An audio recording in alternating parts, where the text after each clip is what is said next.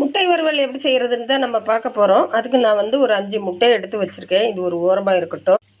இந்த பேனில் நான் தேவையான அளவுக்கு எண்ணெய் விட்டுருக்கேன். இதில் 2 பிரிஞ்சி இலை, ஒரு 2 சின்ன துண்டு பட்டை, ஒரு 3 கிராம்பு, ஒரு ஏலக்காய், ஒரு 1/4 டீஸ்பூன் சோம்பு, இதெல்லாம் நல்லா பொரிஞ்சு வரட்டும்.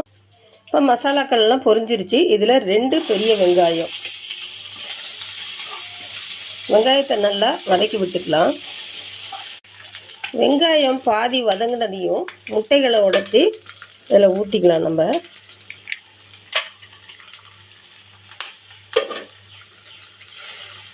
இப்போ முட்டையை சேர்த்துட்டோம். இதுக்குள்ளே மசாலா இப்போ சேர்க்கலாம்.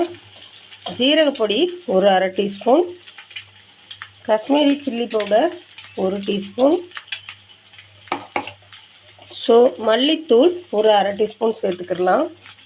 இதில் வந்து நான் சிக்கன் மசாலா எடுத்திருக்கேன்.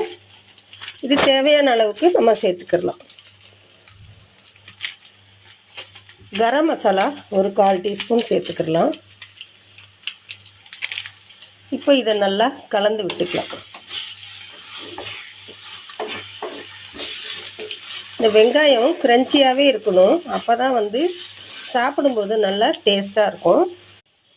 லாஸ்ட்டாக ஒரு 1/2 டீஸ்பூன் இஞ்சி பூண்டு பேஸ்ட்டு சேர்த்துக்கலாம். அது ஏன் லாஸ்ட்டாக சேர்க்குறோம்னா அப்போ தான் நல்ல ஒரு வாசனையாக இருக்கும். அந்த அரோமா ரொம்ப ரொம்ப நல்லா இருக்கும். சாப்பிட்றதுக்கும் ரொம்ப டேஸ்ட்டாக இருக்கும். இப்போ பார்த்தீங்கன்னா இந்த டிஷ் வந்து ரெடி ஆயிடுச்சு. இதில் மல்லித்தலை தூவி இறக்கிட்டிங்கன்னா சூப்பராக ஒரு முட்டை பொரியல். இப்போ ரெஸ்டாரண்ட் போனோன்னா ஆம்லேட் கேட்டோம்னா முட்டை பொரியல் தான் இருக்குதுன்னு சொல்லுவாங்க. அவங்க இப்படி தான் செய்கிறாங்க. அது போல் தான் நான் இன்றைக்கி செஞ்சுருக்கேன். அவ்வளோதாங்க. ஸ்டவ் ஆஃப் பண்ணிடலாம், சர்வ் பண்ணிடலாம். உங்கள்கிட்ட மல்லித்தலை இருந்தால் தூவுங்க, இல்லைன்னா தேவையில்லை. அவ்வளோதாங்க.